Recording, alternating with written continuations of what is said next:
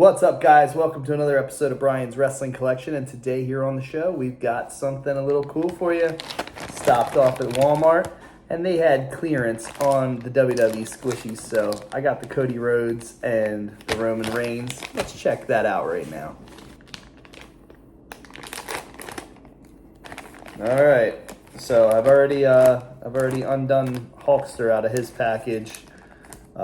I believe last episode or the episode before that. I think last episode. And then now I've got Roman Reigns and the American Nightmare, Cody Rhodes. So the Roman is pretty cool.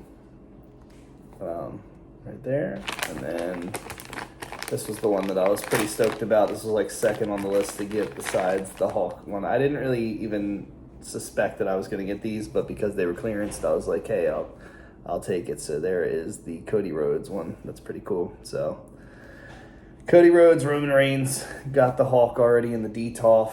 And now, I guess I just got to get my hands on the John Cena one, which is right there. Boom. And, but this isn't really what the episode was about today. These just happened to be last second finds that I found earlier today at Walmart. And for the clearance price, you couldn't beat it. Let's go into what this episode's really about today. Some people will say that it's the APA. Some people will say that it is the Acolytes. Sort of. It's just Justin Hawk Bradshaw and Ron Simmons from different eras in their careers. Let's go. All right, Justin Hawk Bradshaw. On this line, we've got Psycho Sid, Ravishing Rick Rude, Bret Hart, and Justin Hawk Bradshaw. These were clearanced at Target along with the Wardlow figures from AEW, which I did not get a chance to get my hand on. I wish I would have. But this was a cool figure. I wanted it anyway, but once it was clearanced at Target, I was like, I'll definitely take it.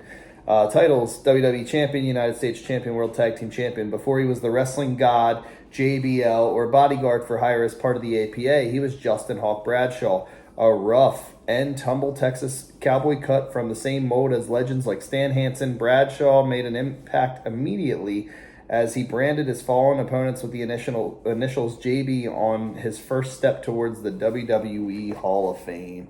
So this is pretty cool. I wanted to unbox this bad boy real fast and see what the deal was, why people didn't like this figure.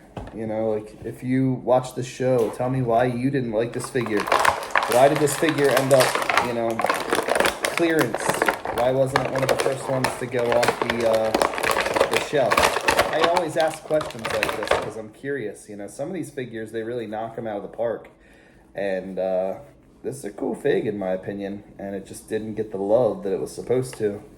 So, he's got the cowbell with him and everything. So I'm like, this is kind of crazy. But, I don't know. I like it. It's different.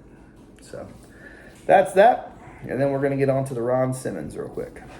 All right. So, in my bedroom, I have a stack of figures, like I said, that I have to unbox for these episodes. But, from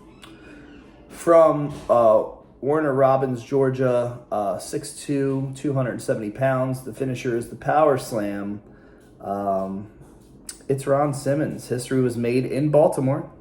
Hell yeah. In Baltimore, Maryland on August 2nd, 1992, when Ron Simmons defeated Big Van Vader to become the first African-American World Heavyweight Champion.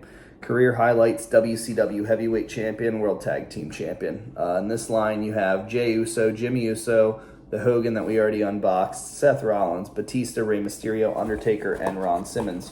Ron Simmons was probably the first figure that I saw and grabbed from this series as soon as it hit the shelves.